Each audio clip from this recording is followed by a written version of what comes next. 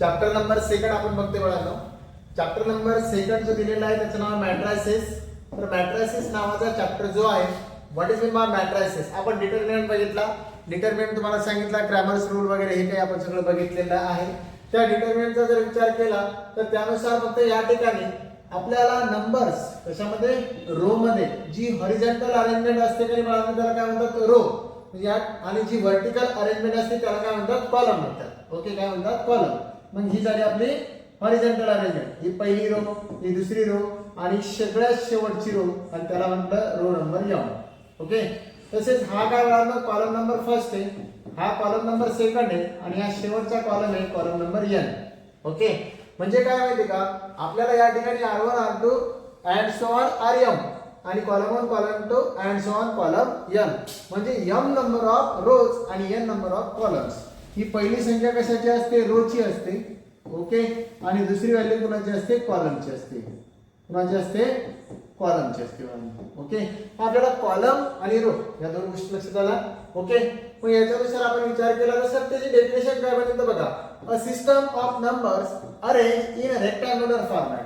म्हणजे नंबरची एक सिस्टम आहे त्याला आपण अरेंज करतोय कोणत्या फॉर्म मध्ये बाळांनो, रेक्टँग्युलर फॉर्मॅट. हा कसा फॉर्मॅट दिसतोय, rectangular format along rows and columns. आणि काय असलं पाहिजे त्यामध्ये, along rows and columns bounded by bracket. आणि त्याला कशाला बाउंड केलेलं आहे, ब्रॅकेटने बाउंड केलेलं आहे.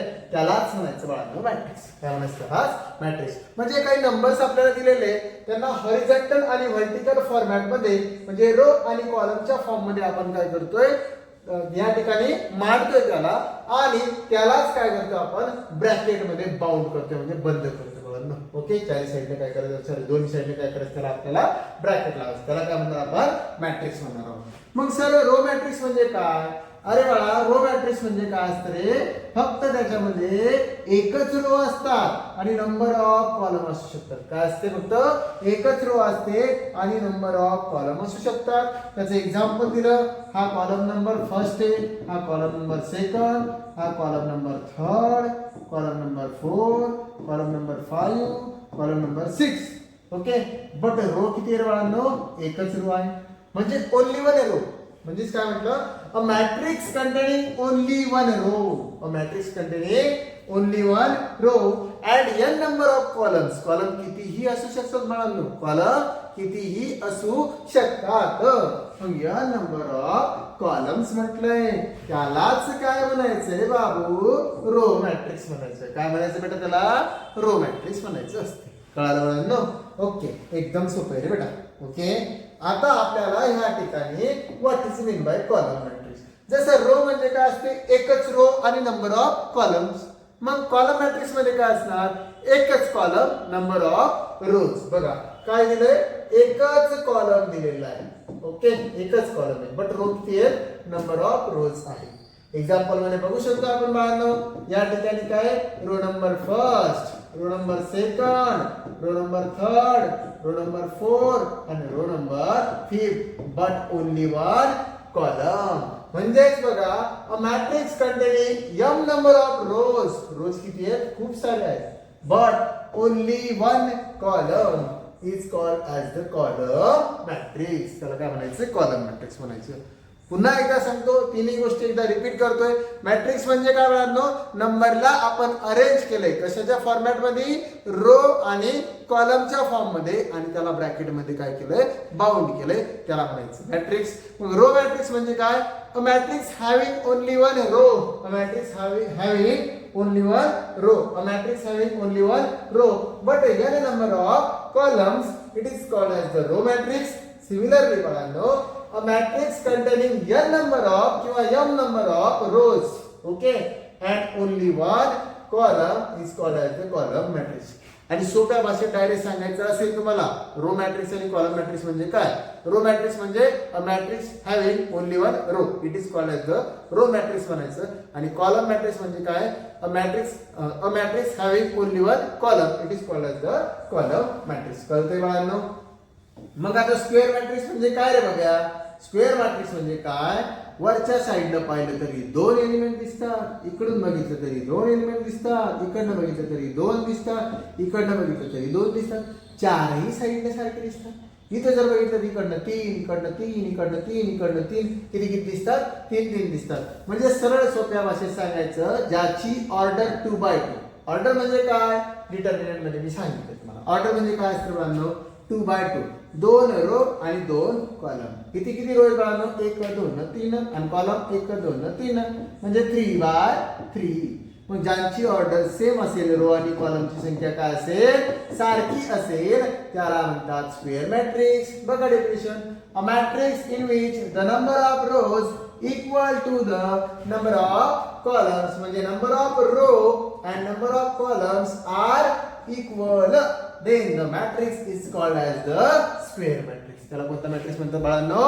स्क्वेअर मॅट्रिक्स म्हणत असतात. ओके. त्यानंतर डायगोनल मॅट्रिक्स म्हणजे काय? एकदम सोपं आहे. आपण प्रिन्सिपल डायगोनलची डेफिनेशन बघितलेली आहे डिटर्मिनंट मध्ये. मग या ठिकाणी बघूया, हे काय दिसतं रे? ही झाली डायगोनल. ही काय आहे? डायगोनल. आणि हे बाकीचे जे असतात का हे जर 0 असतील म्हणजे असं, कळालं का? हे भेटलं आपल्याला डायगोनल आणि बाकीचे काय आहे? 0. बघताय तुम्ही, हे काय झाले? 0 आणि हे सुद्धा काय आहे? 0 आहे. मग हे 3 आणि हे 3 हे काय झाले? Non diagonal. हे काय झाले? Non diagonal. म्हणून या ठिकाणी सांगितलंय हे असतील आणि बाकीचे 0 असतील, means a square matrix containing only the principal diagonal elements. फक्त प्रिन्सिपल डायगोनलच्या एलिमेंट आहेत आणि बाकीचे with rest of all elements being 0 आणि बाकीचे सगळे काय असतील बाळांनो? 0 जर असतील तर त्याला आपण डायगोनल मॅट्रिक्स म्हणणार. म्हणजे प्रिन्सिपल डायगोनलचे एलिमेंट आपल्याला माहिती आहेत आणि बाकीचे उरलेले काय आहेत? 0 जर असतील तर त्याला काय म्हणतात? डायगोनल मॅट्रिक्स म्हणतात. कोणता म्हणतात बाळांनो? Diagonal matrix. चला, इथपर्यंत कळालं असेल. पुढचं बघू आपण. ओके. बघा बाळांनो, प्रिन्सिपल डायगोनल म्हणजे काय ते ऑलरेडी तुम्हाला मी डिटर्मिनंट मध्ये सांगितलेले. ओके. सेम डेफिनेशन या ठिकाणी. त्यानंतर स्केलार मॅट्रिक्स. त्यानंतर काय आहे? Scalar matrix. ओके. पुन्हा सांगून देतो बघा. It is an imaginary line draw over a square matrix that passes through the element that are located at position with a row or number equal to the column number. म्हणजे सरळ सरळ काय होतं? ही किचकट डेफिनेशन आहे, सोप्या भाषेत सांगतो. A diagonal drawn from top of, कुठे जायचं? Left side to the bottom of right side. म्हणजे ही कोणती साइड आहे बघा? टॉप. आणि कोणती आहे? बॉटम. बॉटमची राईट आहे, टॉपची काय झाली? लेफ्ट. इथपासून डायगोनल स्टार्ट केल्यानंतर इथपर्यंत. मग a diagonal drawn from top of left to the bottom of right, it is called as the principal diagonal. सोपी भाषा. कळालं का? हे नसेल लक्षात ठेवायचं तर. ओके. त्यानंतर स्केलार मॅट्रिक्स म्हणजे काय? जे डायगोनल एलिमेंट होते का नाही ते जर सारखे असतील, ते काय असतील? सेम. म्हणजे 2 2 2. म्हणून a diagonal matrix containing all diagonal elements are equal. ते सगळेचे सगळे काय असतात? इक्वल असतात. म्हणजे काय असतात? सारखे असतात. तर त्याला म्हणतात स्केलार मॅट्रिक्स. म्हणजे डायगोनल एलिमेंट काय असतील बाळांनो? सारखे जर असतील तर त्याला म्हणायचं स्केलार मॅट्रिक्स. काय म्हणायचं बघूया? Scalar matrix. ओके. बाबू व्यवस्थित रजिस्टर पेन घेऊन बसायचे. ओके. आणि सॉल्व करायचे, नोट डाऊन सुद्धा करून घ्यायचे. मम्मी पप्पाचा पैसा वाया घालवायचा नाही रे बघा. बघा बाळांनो, आता युनिट मॅट्रिक्स.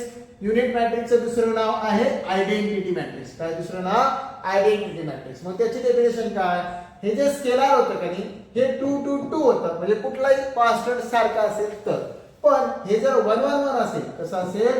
1 1 1 किंवा 1 1 असेल, 1 1 1 असेल किंवा 1 1 असेल तर त्याला म्हणतात आयडेंटिटी मॅट्रिक्स. बघा म्हणतात अ स्केलार मॅट्रिक्स.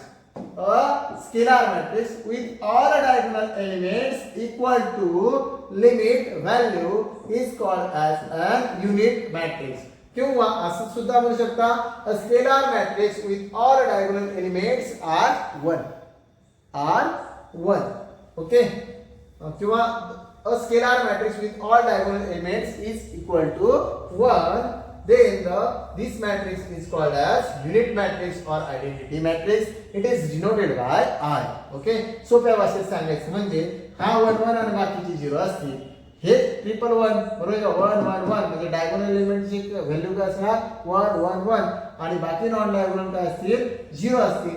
तर त्याला युनिट मॅट्रिक्स किंवा आयडेंटिटी मॅट्रिक्स असं म्हणतात and it is denoted by capital I. आणि कशाने दाखवायचं बाळांनो त्याला कॅपिटल आय न या ठिकाणी आपण दाखवलेलं आहे. हा 2x2 चा आयडेंटिटी मॅट्रिक्स झाला आणि हा 3x3 चा आयडेंटिटी मॅट्रिक्स झाला. क्वेश्चन मध्ये आपल्याला आय ची व्हॅल्यू दिलेली नसते त्यामुळे ह्या व्हॅल्यू आपल्याला लक्षात ठेवायच्या असतात आणि त्या वापरायच्या. कधी 2x2 चा वापरावा लागते कधी 3x3 चा. क्वेश्चन मध्ये आपण बघणार आहोत. ओके त्याची चिंता करायची नाही. आता अप्पर ट्रायंग्युलर मॅट्रिक्स आणि लोअर ट्रायंग्युलर मॅट्रिक्स एकदम सोप्या भाषेत सांगतो, ध्यान कसं ठेवायचं. अप्पर ट्रायंग्युलर आणि लोअर ट्रायंग्युलर. आता अप्पर ट्रायंग्युलर म्हणजे ज्या काही व्हॅल्यू गिवन आहेत त्यांच्यापासून अप्पर ट्रायंग्युलर बनते आणि लोअर एलिमेंट काय असतात 0, त्याला अप्पर ट्रायंग्युलर मॅट्रिक्स म्हणतात.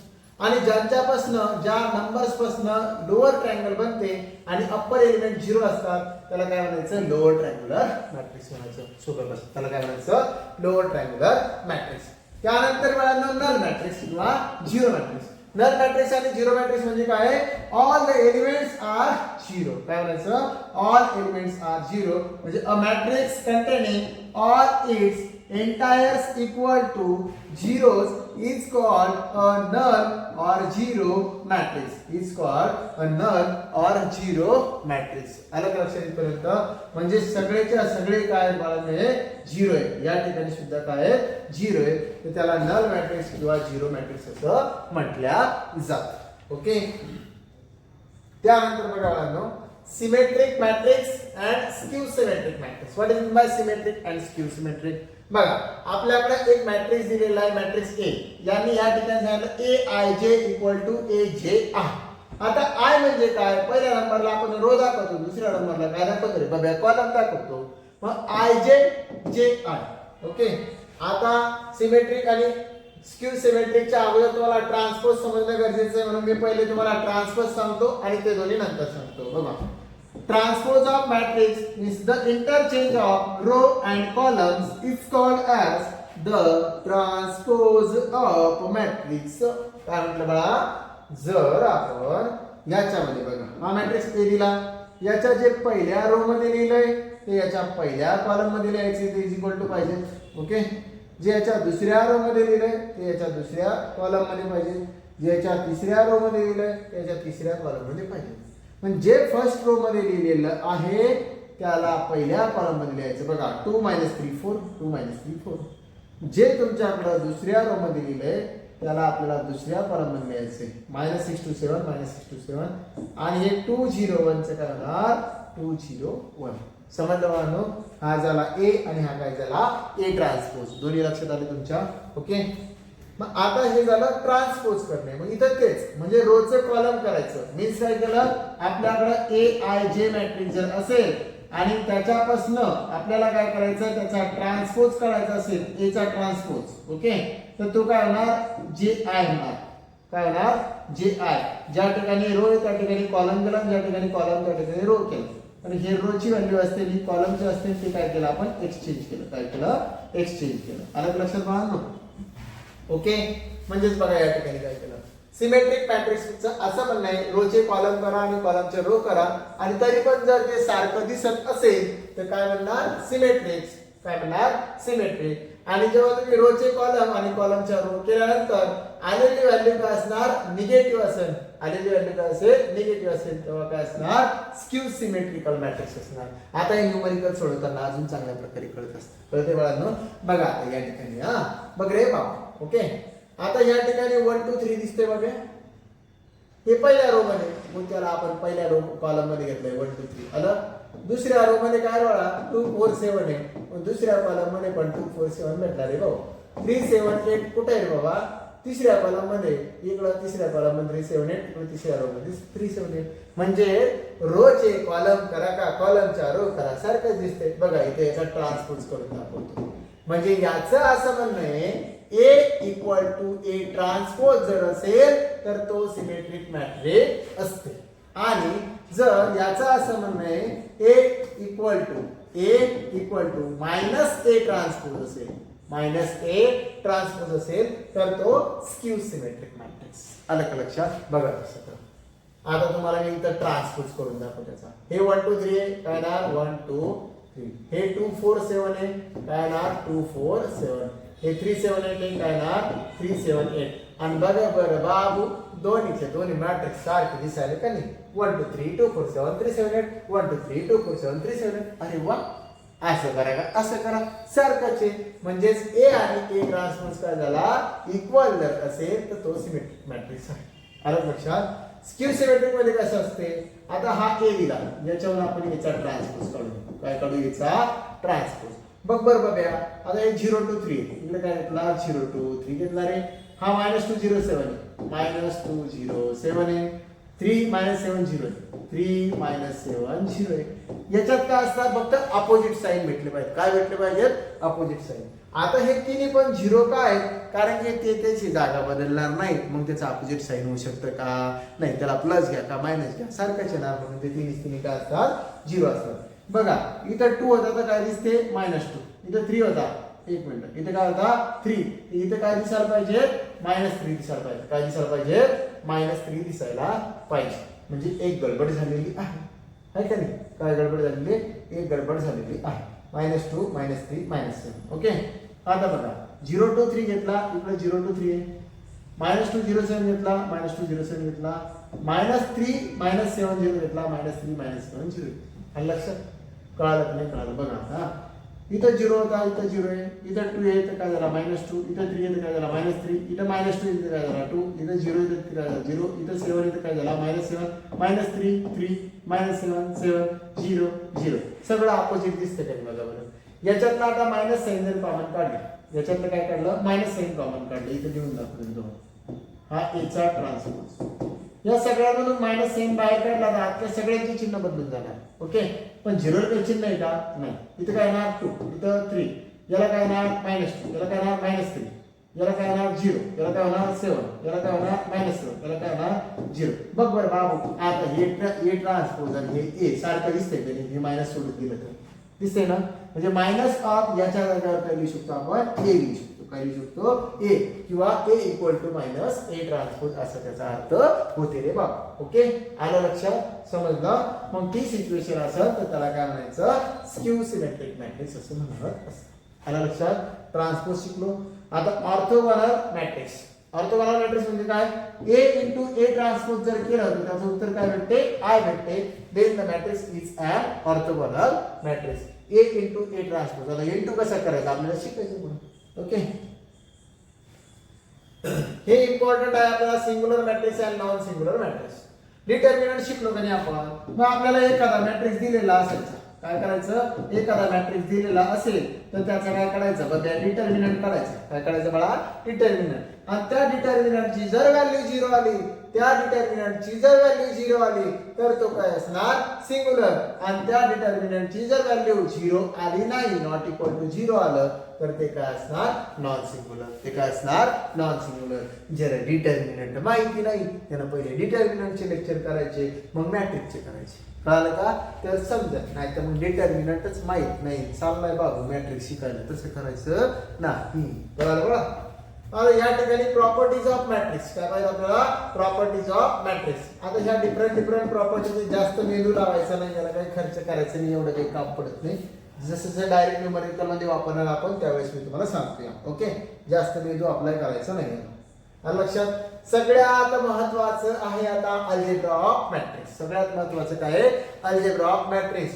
ऍडिशन कशी करायची सबट्रॅक्शन कशी करायची मल्टिप्लिकेशन कसं करायचं ओके.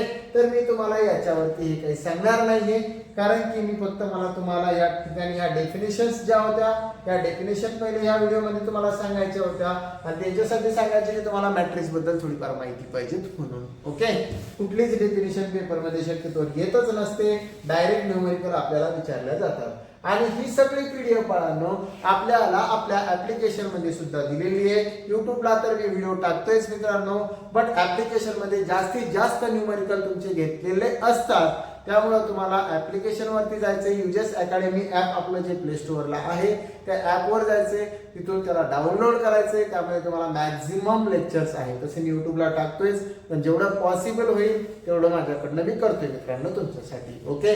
पण मॅक्झिमम मुलांना ज्या लोकांना 100 आउट ऑफ 100 मार्क्स घ्यायचे त्या लोकांनी ऍप्लिकेशनवर जाऊन त्या ठिकाणून कोर्स काय करायचा मुलांनो परचेस करायचा आहे. तुम्हाला त्याचं आउटपुट नक्कीच येणार आहे. आणि तुमच्याकडे जास्त कालावधी सुद्धा नाही बाळांनो. ओके, त्याचा विचार करायचा आहे. आलं का लक्षात? या एवढा जो क्वेश्चन आहे आपला method for solving A inverse by adjoint method and A solution of simultaneous equation using matrix inversion method, याला मी तुम्हाला सेपरेटली नेक्स्ट व्हिडिओ मध्ये घेतो बेटा. ओके, चला युट्यूबला लेक्चर बघताय, लाईक करा, सबस्क्राईब करा, तुमच्या अदर फ्रेंड्सला शेअर सुद्धा करा जे पॉलिटेक्निकला आहेत. महाराष्ट्रातले कुठलेही विद्यार्थी असतील, कोणत्याही कॉलेजचे असतील, ज्या कॉलेजचे विद्यार्थी ह्या ठिकाणी लेक्चर करू इच्छितात त्या तुमच्या सगळ्या मित्रांना बाळांनो काय करायचंय, शेअर करायचंय. आणि ही लेक्चर सिरीज अशीच कंटिन्यू चालू राहणार आहे. तर ते बाळांनो लक्षात आलंय का? फिजिक्स आणि केमिस्ट्री याचे सुद्धा लेक्चर लवकरच येतील बाळांनो. चला, थँक्यू.